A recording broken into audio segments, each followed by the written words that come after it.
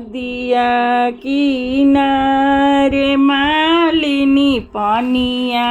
छिरी कली लावली घनी फूल वारोय ए लावली घनी फूल वारोय घोड़ावा चढ़ल अइले दुल्हा कवन दुल्हा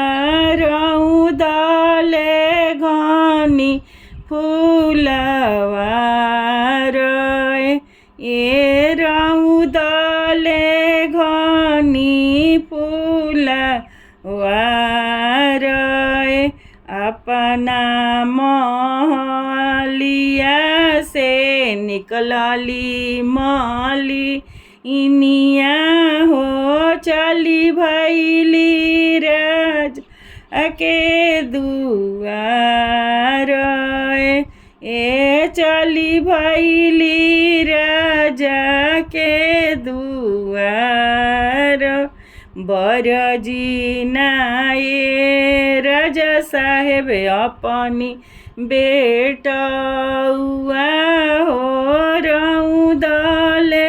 घनी फूलवा रोय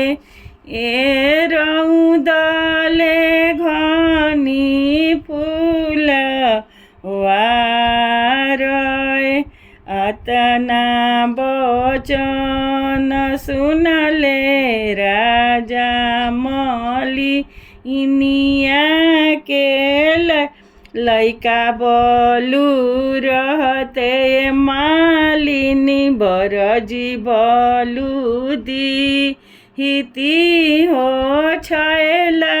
बरज लो ना जालाय छैला बरज लो ना जालाय नदिया किनारे मालिनी पनिया छिड़ी कली लावली घ